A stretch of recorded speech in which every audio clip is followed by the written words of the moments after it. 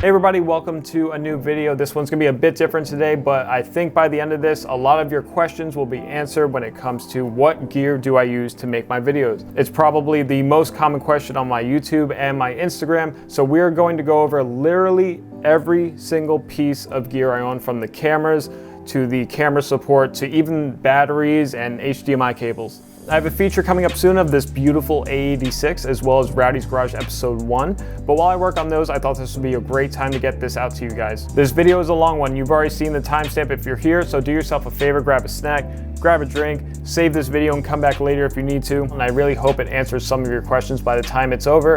And it took a few days to shoot and edit, put all together, so I really want to thank today's sponsor for the video for helping me reserve the time to get this done. And today's sponsor is Raid Shadow Legends. Car season's slowing down for the winter, and I know you just spent a half hour in the garage looking for that 10mm socket. So instead of being mad at your E36, your Miata, or your Neon like me, take your rage out on a AAA game that can fit right in your pocket. There's 500 champions to collect, and no two are the same. Now I could play this on my PC on my 3950X and 1660 Ti rig behind me, but it's so convenient to have it right here on my phone.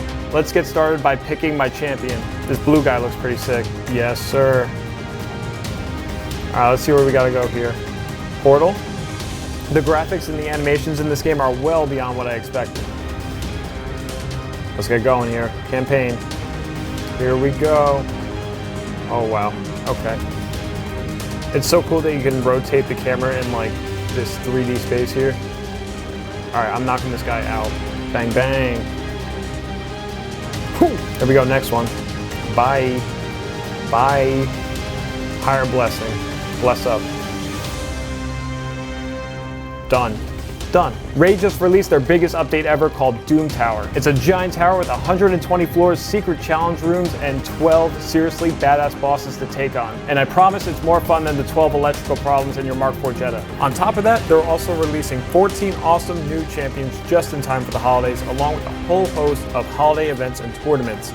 There's never been a better time to start playing, and they're giving away a bunch of free goodies as well as a new champion to get started in the tower. If you want to get a huge head start, all you have to do is hit the link in the description, but it's only for the next 30 days. You got to get on it. And new players will get their free Void Champion Bolar. He's awesome in Clan Boss, and he's also going to be a huge help in the tower against those bosses. 50 gems, an XP booster, energy refills, and an ancient shard.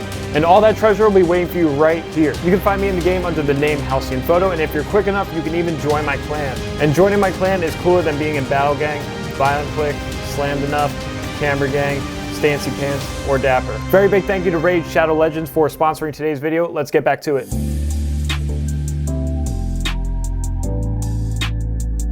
We're gonna get started with our Sony Kit and the Sony a7R II with the Varavon Zeus cage on it. As you can see from the B-roll, this camera has been through hell and back with me. It's been all over the world. It's been on dozens and dozens of flights. It's shot in the hottest temperatures I've ever been in. It's shot in the coldest temperatures I've ever been in, and it's still kicking. I bought this camera new in September of 2015, the day before I went to China to shoot the AccuAir iAcro film.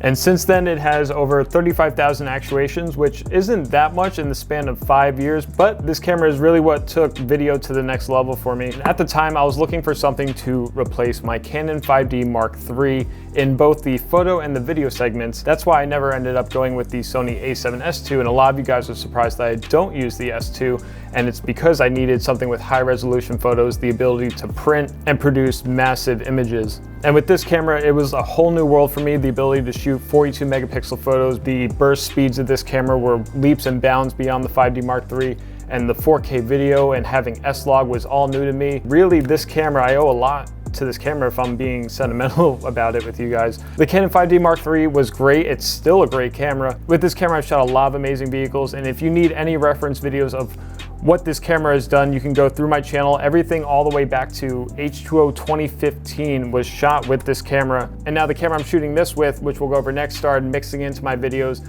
late last year in 2019. And most of my videos are now shot on that camera. And this serves kind of as a B cam. And I am looking to replace this from the photo and B cam video side next year. But honestly, I think I won't even sell this. I want to put it in like a display case with some LED lights as just kind of like a memento to the past 5 years of what this camera's been able to do for me.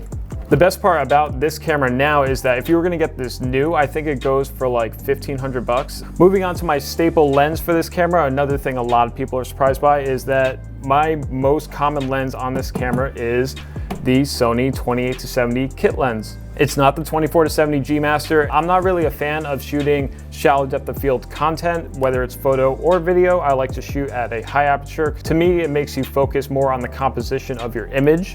The autofocus is incredible in video. It's amazing shooting burst speed action like motorsports. And at the price point, you can't beat it. Retails new for like $379, I believe.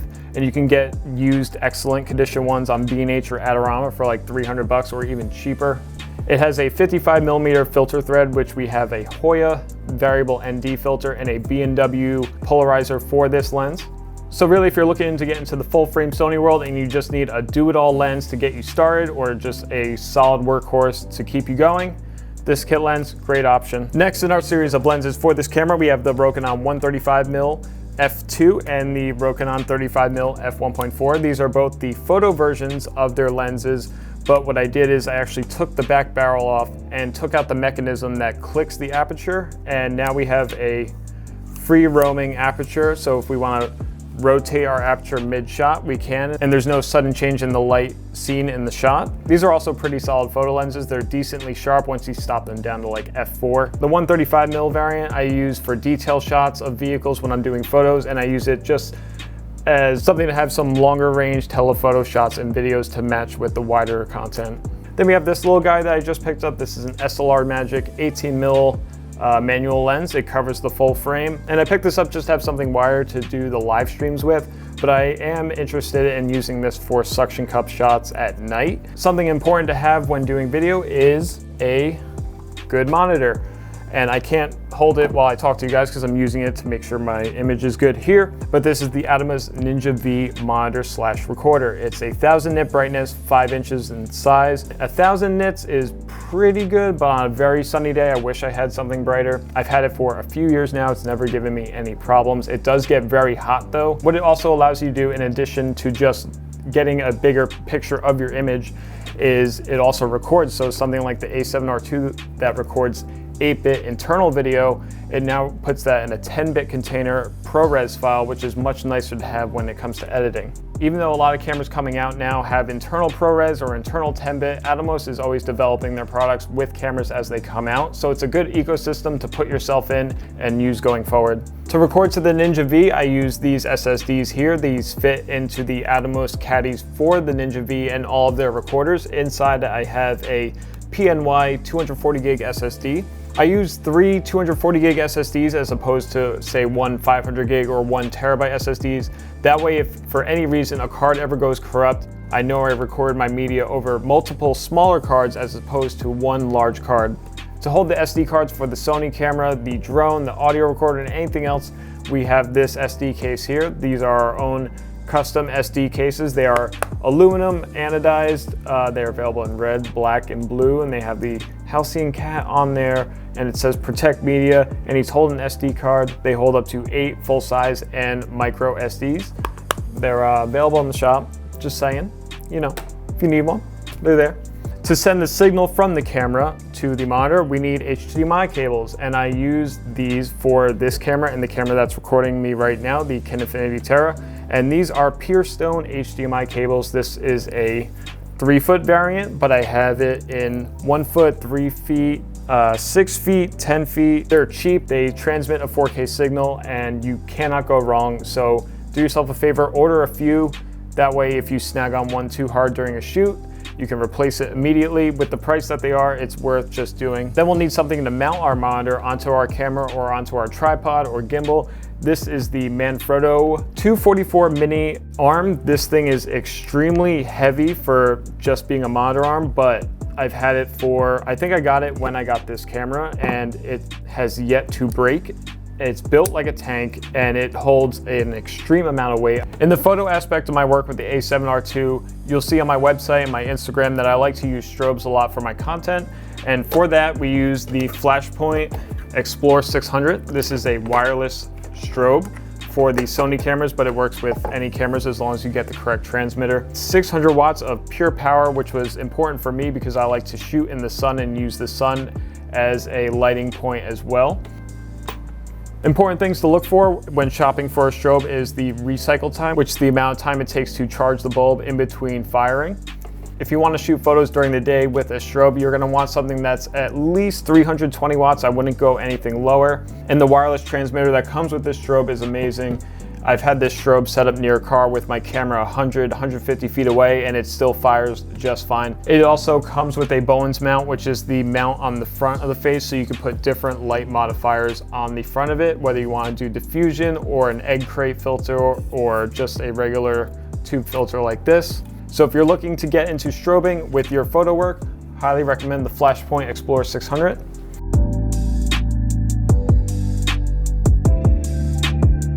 Now that we've gone over my Sony kit, we're going to go over my other camera package and kit, the Kinefinity Terra 4K modular cinema camera. Like all other cinema cameras, when you order it, this is all you get, and you build it out to your own spec as you need. So with this one, we have a bottom plate, a top plate, side handle, and an EF mount with speed booster. And when I was first looking at this camera, I was a bit skeptical because there wasn't a lot out there about the brand, especially here in America. They were much more known in Asia and Europe, but it's been just about a year and a half of ownership, and I gotta tell you, I absolutely love everything about it. It's a bit quirky in its own way, and it kind of gets some getting used to. And there's not as much out there for third-party accessories as other brands, but for the price point, you will be hard-pressed to find a camera with an image like this that can match the specs that it does. And that's what I wanted out of a camera when I was looking to upgrade from the A7R2. I wanted the ability to go super slow motion. I wanted the ability to shoot DCI 4K, the ability to go anamorphic, the ability to build out the body to my needs, and that's exactly what this camera offered. It shoots in ProRes all the way up to 4444XQ, which is a 12-bit ProRes codec. It also does Cinema DNG. When it comes to frame rates, if I'm shooting cropped widescreen 4K, it'll shoot all the way up to 160 frames per second, but if I want to keep it 16:9, it'll still shoot 120 frames per second, which is amazing in this little package. And because the package is so small overall, when you toss it on the gimbal, it really doesn't feel that much different than if you have a caged Sony camera or other mirrorless camera on your gimbal. Another thing that I really enjoy about it is that it takes 2.5-inch standard SSDs. They do have their own proprietary SSDs for this camera, which I own one of. But if you're in a pinch, say you could also go to Best Buy and just grab any Samsung SSD off the shelf, toss it in, and you're good to go. You got more space. This camera made its way to the channel just about halfway through last year, and if you want to see specific videos that were shot with this camera only, I will link them in the description below. But a lot of times I'm mixing the A7R2, which is filming me right now, and this camera. The camera market is getting very competitive. You have the A7S III doing 4K 120, you have the Blackmagic 6K doing 60 frames per second in 6K, you have the Z cams, and those are all fantastic cameras, but when it comes to how the image looks and how the image feels, I don't think any of them can hold a candle to just the way this camera produces its image. So let's break down the kit for this camera. I have the side handle here, which is really nice if I want to run around and shoot handheld. Toss it on here, put the screws in, and then you also have an additional set of controls on the grip right here. A really nice thing about the side grip is that it takes its own batteries, and they're in the style of Sony's BPU batteries. So you just slide those in, and you have 45 minutes to an hour's worth of power for the camera. My primary lens for this camera is the Canon 24-105 f4L lens, the first edition, because it has the built-in IS. How I mentioned, this camera has some quirks when it comes to the image stabilization in Canon lenses. They work in the first edition of their lenses, but not the second, so that's why we have the Mark I here. When it comes to a lens, I need to do it all and get all the different types of coverage that I need in what I do. This is the guy to go to, all the way from 24-105, and the IS works very well. Now, if I need to go wider or shoot at a more open aperture, we have the Sigma 1835 f1.8 lens here. It is a little overly sharp in my opinion, so when I do shoot with this and then I'm editing in post, I'll try and knock back the sharpness just a little bit. Moving on to the third lens we have for this camera, it is the Sigma 50-150 f2.8. I don't use this lens too often, but when I do, I like what I get with it. On this camera, we have the EF speed booster mount, so let's take that off real quick. You guys can get an idea of the sensor size here. It is pretty small. It's actually only a little bit bigger than a micro 4/3 size sensor, but once you toss the speed booster back on, you get some of that crop factor back, and it effectively becomes a 1.3 times crop. On those three lenses, I run the same ND polarizer that I do for my Rokinons and the Sony kit, and that is the Guinness Tech polarizer ND filter. Use it for all these 3 lenses. It's a 77mm. I just use step-up rings to match the filter size that I need instead of buying 3 different filters. When I'm using this camera on a gimbal, I leave it in its box form like this, and instead of using the side grip to power it, we use just a cable power adapter for it, and we run it up to a V-mount battery. These usually power it for maybe an hour and 15 to an hour and 30 minutes, depending on the use case. But we have 2 of these Watson VM95NE batteries. We have a variety of accessories for this camera. If I'm running the handheld setup, we have a monitor adapter right here that just goes right into the cage, and we pop the monitor on this piece here. Then we have a top handle that slides into the built-in NATO rail here, and a few of these small rig rod adapters. These are 15mm rod adapters. That way you just toss them right in the camera. You can mount up your follow focus or whatever other accessories you might need on the rods up here. Since this camera is manual focus only, that means we need a focusing solution for this camera, and that brings in our focus kit, which is the Tilta Nucleus M. This is the full kit with 2 motors, the 2 grip handles, and the Fizz hand unit. So let's say I'm on the gimbal and I need to control focus. We put on our 15mm rod here, slide our motor on to where we need to in relation to where the lens sits. And then Tilta makes for any camera the control cable. This allows us to plug right into the camera itself, and you plug the other end into the unit. And that way, when you're using the Fizz hand unit or you're using the hand grips on the side, when you hit record on those, it'll send a signal from here into the camera, letting the camera start and stop recording without having to actually go onto the camera and hitting the record button itself. If you're looking for a focused solution, I highly recommend just getting the entire Nucleus M kit. That way you get these side handles for when you're on the gimbal that allow you to control the focus and zoom if you have both motors set up, as well as the Fizz hand unit, which allows for an additional operator to take control of everything you need while you're working on operating, say, the gimbal. If you're in a chase vehicle, you have your first AC working on pulling focus and controlling the zoom from the hand unit right here. The whole kit comes in its own box, so it's easy to carry for jobs, or if you want, you can get yourself some nice soft bags to put whatever you need for that specific job in there. So that just about makes up the majority of the Kinefinity Terra kit. Now let's move on to audio. Based on the amount of questions I get about how to record car audio, you guys might be surprised at how little I use to do exactly that. When it comes to my personal channel, I'm not too much of an audio guy. I don't need a bunch of equipment for the videos that you see here on my channel. And when it comes to bigger jobs where I'm working with a small crew, if we have the budget, we'll just hire out someone to do audio specifically, or someone that we're hiring might have a bigger list of audio gear to use. But when it comes to my channel and the car exhausts you hear, or the turbos, or the ambient sounds, or the flybys, any of that good stuff, this is what we use right here. This is the Tascam DR40X. What's nice about the DR40X is that it actually records a -12 dB safety track. So if I'm recording a car exhaust and I set the input level, say at 10, and it peaks on that track, but on the safety track, it might not because it's 12 decibels lower on the input. It has an orange LCD that's easy to see during the day and at night. And on the bottom, you have your 2 XLR inputs, which is nice if you're ever shooting an event and they have a PA system where someone's speaking. You can XLR in from here into the DJ's or whoever's soundboard and get a direct feed right into the recorder. When it comes to just improving field audio, say we're shooting a track day and I want something better than the camera's scratch audio, we have this Pulsen CS88A mic, and I just have a bongo tie on here to tighten it up because the body shakes a little bit from the anti-shock mounts. Not too much to say about it. Good field audio, better than the scratch audio, cheap mic. And the last thing I use is for dialogue. So it's actually what I have strapped to me right now. And this is the Tascam DL10 lavalier mic. This doesn't work like a lot of lavalier setups where you have a transmitter and a receiver on another end. This is an all-in-one, it records right into the unit. The downfall of that is if the audio is bad, you actually won't know unless you have a headphone plugged into it here. I've used this on plenty of client shoots and I've never had a problem, especially on shoots where I'm alone and I can't operate the camera and listen to the audio at the same time. I just put this on my talent, let it roll, and it's never failed me yet. With the latest and greatest in technology as BMW offers, you're going to have several clients that are going to need to pair their iPhones with Bluetooth. Now let's move on to lighting. When it comes to lighting, it's the same thing as audio for me. I don't own personally too much. I just use what I need to get things done for my channel. And if we're on a bigger shoot, hire someone with a light kit or someone to operate rented lights alone. So to start, we have this little guy. This is the Kodak SL3200, but it's basically a copy-paste LED panel that a lot of manufacturers make. The one most important thing you want to look for when buying LED panels is that they have a good CRI rating, which is Color Representation Index. You typically want something with a rating of 95 or higher. If you have something below that, that means that the LEDs will either have a green or a magenta cast to them and throw the colors of skin tone or whatever else you're lighting off by a little bit. Two other things I look for when buying LED lighting is that they can either be battery powered or LED powered, and they also have a daylight and a tungsten balance to them. So whether I'm shooting in a more warm setting or a cooler setting, I can match the ambient light that's around the LED panel.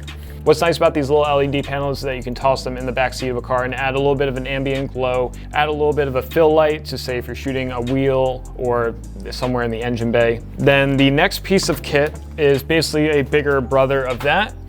This is a Neewer, don't know the model number, but it's a Neewer. This came in a 3-panel kit, and I'm actually using one to light me here, and I'm using one to light me back there. So that one has a blue filter on it, and this one just has some diffusion. Just like the smaller panel, this one can be powered with batteries or with the DC adapter, and it's also bi-color. And these things are pretty bright. I used these on a warehouse shoot with Chris, and we used all 3 of them, and it lit up pretty much the whole warehouse. Neewer and a lot of other manufacturers make pretty much the same thing. There's Neewer, there's Drawcast, there's GVM. And then my last solution for lighting is a little bit outdated by this point, but these are Lowell Toda 750 watt halogen lights. Unlike the LED panels, these use a halogen fill bulb, and these things are bright. I use these when I know I have a power source available to power them, since they can't be battery powered.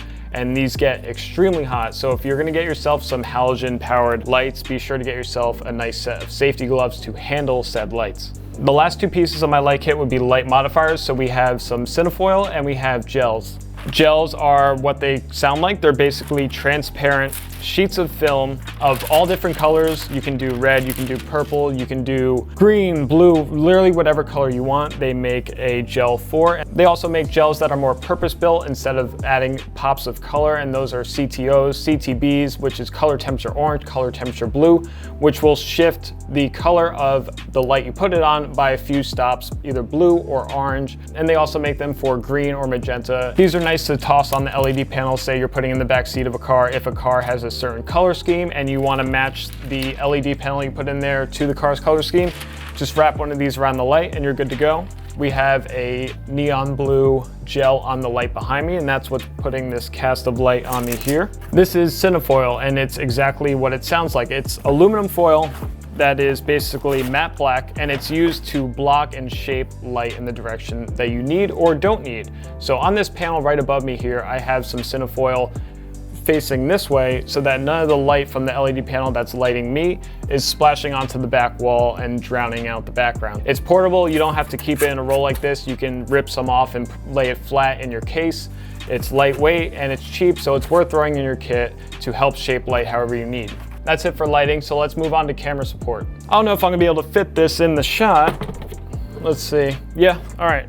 So here is my main gimbal. Everyone asks, what gimbal do you use? This is the DJI Ronin, but it's not the M, it's not the MX, it's not the S, it's not the SC. This is the original Ronin. This came out in 2014, and I got my first one in 2015. I've been through a few of them, but it's been my bread and butter when it comes to gimbal work. You'll notice it has this ring around here, and this is a third-party accessory made by the company Cinemild, and this is a ring that attaches at the top point here. And what's nice about it is that every corner has 3/8 and 1/4 inch holes, so you can mount as many accessories as you want. It also has feet on the bottom here, which is nice about using a ring as opposed to carrying a stand everywhere with you, is that you can set it down literally anywhere you want. Right now I have a V-mount battery plate on the top corner here, so when I'm using the Kinefinity on here, I run the power cable up to the V-mount, which mounts right up here. There's a lot of solutions out there for gimbals. I personally don't like running the pistol grip one-handed gimbals. This has a much higher load capacity and it can handle much higher wind speeds. This can handle wind speeds On a good day, probably up to 50 miles an hour, depending on the load weight that we have on the gimbal itself.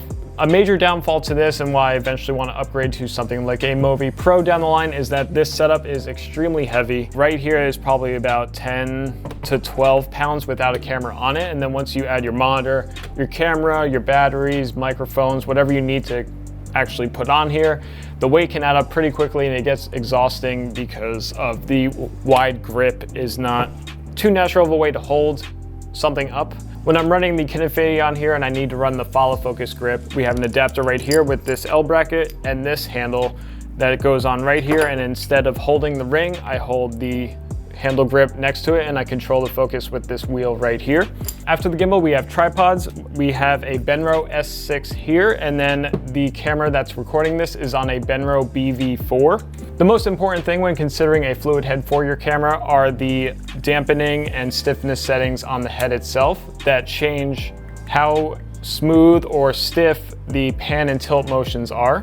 Also, you have your flat mounts and then you have your bowl mounts. This is a flat mount, and then the camera that's recording this is on a bowl mount, which mounts to a set of legs that literally have a bowl, and they usually come in 75 mil or 100 millimeter. Make sure it's a fluid head and not something designed for photography purposes, and you'll get much better results out of the fluidity of your pans and your tilts when you can adjust the stiffness for the weight of the camera that you're using. Moving on from tripods, if you've been wondering how I've been doing all those super smooth slides for the B-roll of this video, it's with this guy here. And this is a Rhino 24-inch carbon fiber slider, but it's not just any slider. It has this control unit here, and this is a 4-axis head. This is called the Rhino Arc 2. And it's totally programmable from point A to point B, how you want the unit to pan, tilt, slide, and also it has a focus motor, so you can program those 4 points into the unit itself and it will do everything automatically. Now, by no means do you need this fancy control unit for your slider. You can use the slider as is, but instead of mounting your camera directly to it, I highly suggest getting your flat base fluid head and putting that on the slider plate. That way, as you slide, you can also do the panning and tilting yourself. There's really no other way to get that anchored, super precise detail shot of, say, the bolts on a 3-piece wheel or something in the engine bay with a gimbal, because there's always gonna be some type of movement your body's gonna be doing that's gonna throw it off track. If you really want those precise movements in your videos, and trust me, they do add a lot to the production overall, whether you're gonna use a fluid head and do it manually yourself or use a computerized unit, definitely consider adding a slider to your kit. Next up, we have our car rigging. An important element of shooting vehicles is to really put us in the perspective of the vehicle itself, and the best way to do that is with rigs that are specifically designed for vehicles. And what I mean by that is suction cups. Suction cups have a variety of uses in the automotive space, whether you want to use them to chase down another car in a fixed position or do a tight fender detail shot or something on the interior. If you're going to shoot vehicles, suction cups are an ideal piece to add to your kit. When you're looking for a suction cup for your triangulation kit, this is our base one here. This is a Kupo 6-inch suction cup. With our base suction cup here, you can see it has a 3/8 inch bolt sticking out of it, and that's where we take our little ball head right here for mounting our camera. Screw that on, and then you'll mount your camera to this 1/4-inch thread right here. Next, our support cups come in to help triangulate the camera that's on our base cup here, and with those we use the Manfrotto Avenger F1100. So our camera remains on our base cup here, and then we use 2 of these, typically to the side or the front and the back. However, we can try and manipulate them around the base cup depending on where they are on the vehicle, to make 3 points of contact with the vehicle. And what that does is that it provides a secure connection to the vehicle. That way, if it goes over bumps, there's minimal shake and you don't have to worry about it coming off at high speeds. There are a variety of accessories to make the triangulation happen, and don't worry, it might seem like a lot, but I will link everything in the description below. So we use these grip heads that mount to our support cups here, and on this side, you'll see that there's holes. Through those holes go these rods right here. And then we have this rod here, which has a built-in hot shoe plate. So this will go in the hot shoe of your camera, and you'll see it also has these grip heads on here. And the idea is to get this rod to go through both of the holes, that's what she said, on the support cup and the rod coming out of our base cup. These rods come in a variety of lengths from 12 inches to 20 inches. So depending on the application, you might need a shorter one or a longer one. And then there are also a variety of accessories to create overhangs, which is the camera's not actually sitting on the vehicle itself, but it's overhanging, say, a headlight or a taillight, like I'll show you right now. And this is what the shot looks like. Next up in our suction cup category are suction cups that I use to mount our audio recorder that we talked about earlier. And these are both made by the same company. This is Delkin Devices Fat Gecko mounts, and they come in a single mount or a dual mount. Which one I use depends on the application. Now that we've gone over the suction cup setup, let's go over the car rig itself that I use and the cloud mount kit as well, but I can't really do that here in the office, so let's jump outside.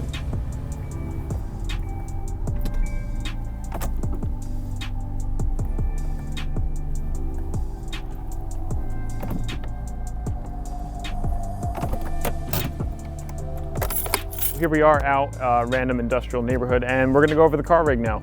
What's nice about this car rig is that it's essentially universal. All you need to do is order the stainless steel, find someone who can weld it together for you, draw it up, and get started on it. The first thing you will need, and it applies to really any vehicle, is a tow hitch receiver, which bolts to the frame of your vehicle, and then it has either a typically 1 1/4 inch or a 2-inch receiver. On the Kia Soul here, it's 1 1/4 inch. If your car only takes 1 1/4 inch, I do not recommend getting an adapter that goes 1 1/4 to a 2-inch, because that allows for more play in the whole setup, and the more play there is, the more vibrations and shakes there will be. So let's bring the pieces out now. And the setup is comprised of 3 main pieces here. This is our basically what will go into the hitch, and then this pole here is our main support, and then you can see we have a gusset right here for strength. Of course, the wind is blowing in the direction of the mic and not like... Everything you're gonna see here was welded together by my friend Cody, aka Cars and Cody. He's helping me out a lot on my Neon build now, and he's an all-around kind of genius when it comes to creating your own things from scratch. So this is the main piece here, and now this is the second part of the rig setup. And then the third section for all of this is the rig wheels cloud mount. So I have the full rig wheels sidecar cloud mount kit. And this is the vibration isolator with the DJI Ronin adapter plate on it. So our first step to this whole rig setup is putting in the receiving pipe here. So this goes right into our hitch receiver, and we drilled a hole in the stainless here that will line up with the hole in the receiver. And that piece is for the locking pin. So this is a universal hitch pin. This would be the same as if you were mounting a bike rack, or if you're mounting a luggage carrier, or anything that would go into the hitch. So this can be had at any auto parts store.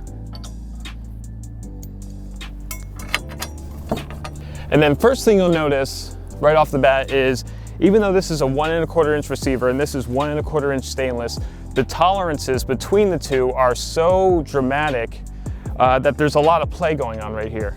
On the hitch receiver, Cody had actually drilled another hole and welded a nut to the hitch receiver where we can drive in any bolt of our choice. So I believe this is a 5/8 inch bolt, and we will screw that in.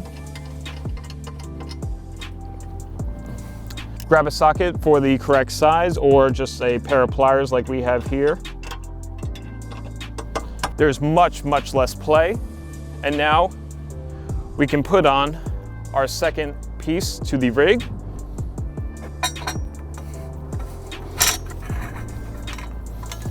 That goes on like so. There are 3 different sections, and what that allows us to do is to take our cloud mount here, and we can mount it in the center, we can mount it on this side, or we can mount it on this side, however we see fit. Additionally, this was designed to be adjustable, so if I want to hang the gimbal from this height, I can, or if I want to take it down all the way as low as I want to go to the ground without the gimbal actually touching the ground, we can do that as well. And then you'll see on the side of this piece of stainless here, there are 2 bolts being driven in that lock with an Allen key, and that essentially locks this whole unit in place. What's nice about having the 3 different sections to put your cloud mount on is, if we want to just run front rolling shots, front 3/4, we can run it right in the center here. Or let's say you're doing your rolling shots on a 2-lane road and you don't have much space to get as wide as you need. Your subject vehicle is on your right-hand side. We could put the cloud mount over on the left-hand side and get as much distance as we like that way. Or if we are running side by side on, say, something that's 3 lanes wide or 4 lanes wide, we can set this here, and with the rotation of the gimbal, we can still achieve a rear rolling shot even though the camera is mounted to the rear of the chase vehicle. Drop in some bolts, line the cloud mount up, and tighten them down accordingly. I'm not gonna do that because we're not filming anything. I'm just doing this for the demonstration purposes of everything. With everything tightened down, this is extremely secure. Let's say if I have a shoot on Monday and a shoot on Wednesday or Thursday, I'll just leave the entire rig setup on the car. I won't bother breaking it down, taking it off. Because it is all stainless steel, I don't have to worry about it rusting, and that's why I recommend if you want to do something like this for yourself, grab the stainless stuff and it will last you much, much longer. All the clips I've been playing and the clips you're about to see have all been from this setup here. It's not perfect. There are still some vibrations on very rough roads, like say if I'm using this in New York City. Once your gimbal and camera package is mounted up on here, typically what I'll do is just grab a 15-foot HDMI cable right into the camera, pop the hatch, feed it through, and then I have my monitor set up, suction cup to my sunroof. If you don't have a sunroof, you can use a headrest mount from Amazon, Cinemilled, anything like that, and then mount your monitor to that, plug it right in. You can go wireless as well, but typically for run and gun shoots, it's much quicker just to plug in the HDMI. That way you have a direct feed, you don't have to worry about transmission, interference, or anything like that. And lastly, before we wrap this up, continue on with the rest of the video, if you have any concerns about safety or the strength of something like this is why I recommend using stainless steel and working with a friend or a shop that really knows how to weld and what they're doing, because when it comes to the strength, I can jump on this, I can stand on it, does not move at all. This is moving only because I didn't tighten it down for this demonstration. And then the second half here, I'm about 175 pounds and it's hanging on no problem. So that's the car rig for you guys. If you want to build your own, we really don't have any plans that we drew up for something like this. But if you want any advice, you can always drop a comment down below, DM me on Instagram or any of those cool things, and we can see what we can do for yours.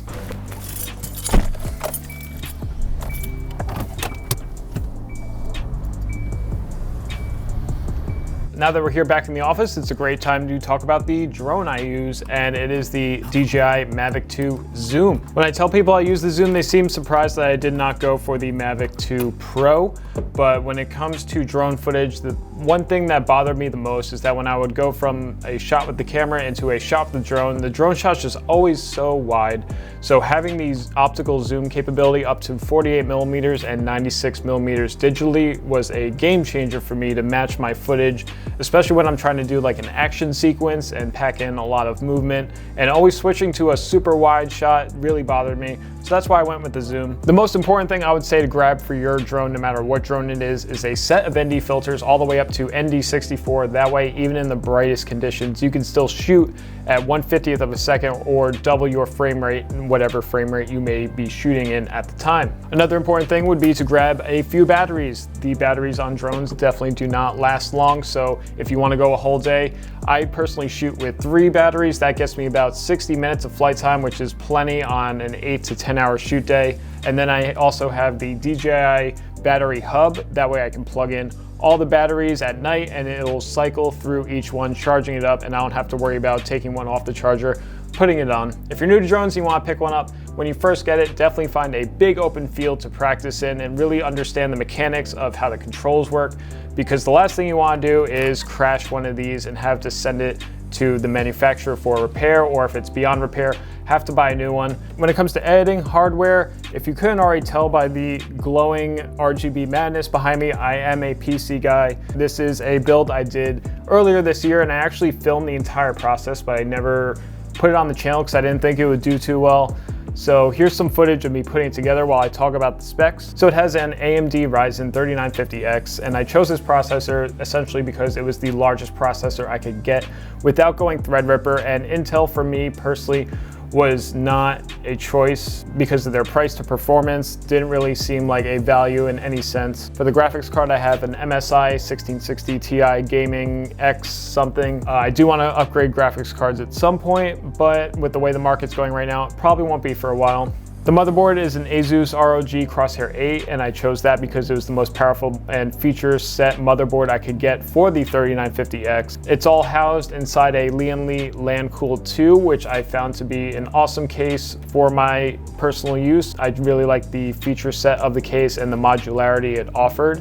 For the power supply, it's all powered by an Asus ROG 650 watt 80 plus gold power supply unit, fully modular, which was important for me. That way I could only plug in the cables I needed to plug in, and I didn't have anything extra sticking out because I like it to look like, you know, like a nice engine bay with a wire tuck and nothing extra in there. Cooling the 3950X is a NZXT Z73 Kraken AIO, and I chose this one specifically for the LCD screen so I could put GIFs on there, put my logo on there, and monitor temps without having to jump into any software. I could just turn around, look at the AIO screen and see what my CPU and GPU are running at, or what the liquid temperature is running at. There's a whole bunch of RGB in there. If you couldn't tell by this point, I love RGB. I love things that are flashy, so I tried to stick as much in there as I could. We have 6 Corsair RGB fans. We have the Lian Li Strimmer Plus 24-pin cable in there.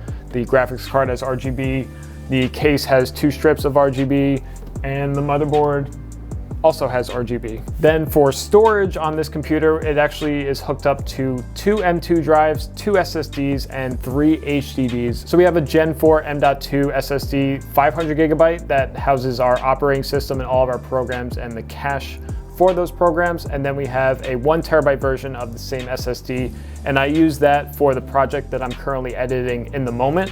So say I just got home from a shoot, I offload the footage onto that drive. I will edit it with that footage on that drive because it's Gen 4. I know it won't have any problems buffering in Premiere or trying to load footage or playback footage. Then when that project is done, I offload it onto an HDD for storage purposes and then duplicate that onto another HDD somewhere.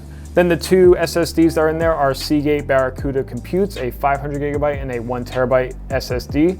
I use the 500 gigabyte for my FL Studio music production library, so that houses all of my samples. Then I use the 1 terabyte for all my video and photo editing assets, so things like graphic animations, overlays, contracts, and invoices, anything that has to do with the business I run goes onto that 1 terabyte SSD. I have a bunch of little portable hard drives right here, and they're all individually numbered, and then I have a spreadsheet that tracks whatever is on that hard drive. So say if I'm traveling to a shoot somewhere and I feel like I'm gonna need a 2 terabyte or I feel like I'm gonna need a 4 terabyte portable drive to back up on the shoot, I will essentially sign that drive out and back up on that drive on the go. Then when I get home, I'll back it up onto storage when I'm back. Something you might be surprised by is that I don't use any sort of RAID setup. I personally am fine with just backing the things I need backed up myself. All in all, without any duplicates, I think at this point we're somewhere around 100 terabytes of videos and photos over the past 5-6 years or so. An important thing for me, not only because I like to produce music as a hobby, is the speakers that I use, or in this case, studio monitors. These are MX Audio BX5 5-inch studio monitors, and if you want to get serious with your audio editing, dump the Logitech computer speakers that you got at Best Buy and get yourself a set of studio monitors. There is a wide variety of studio monitors out there, and you can actually go to Guitar Center, plug in your phone, and try out all the different sets that they offer, and you can see which one you like the most. Personally, for me, the M Audio BX5s had the nicest range between the low end and the high end. Another popular unit is the KRK Rokits. I found those to be too heavy on the high end, and then there's Yamaha HS5s, which I found to be too heavy on the low end, but it's all personal preference, and it also has to do with your acoustical space that's around you. For the audio interface, I have a PreSonus AudioBox 96, and that's basically a preamp for the speakers. The speakers run via XLR into the audio box, and that's also the interface for our mic when we live stream. For the monitors, you'll see I have a widescreen setup and then a vertical monitor. The vertical monitor is just some old crappy Samsung monitor that I've had for like 7 years now, and it's really just there as an extra space to toss information when I'm editing. It doesn't even have a VESA mount, so it's currently standing via tape on the backside, But the main monitor you see here is an Acer 35-inch ultra wide. It's so nice to have all this expansive space to set up my timelines no matter what program I'm working in, or if I'm just doing paperwork type stuff. To have 2 or 4 different windows set up for a bunch of different things is amazing. When it comes to software, I use the full Adobe suite. So that's Premiere, After Effects, Audition, Lightroom, Photoshop, Illustrator. For me, those are the only ones I need. Also on there, I have FL Studio 20, DaVinci Resolve 17, Streamlabs OBS, ExpressVPN, Splice, Serato. Those are the programs I mainly use when it comes to video editing, photo editing, music production, and sound design. When it comes to editing on the go, this is my laptop right here. This is an Asus Q52 4U, nothing too crazy. It's a 15-inch laptop, has an i7 4-core processor, 12 gigs of RAM, SSD, and a GTX 940 MX.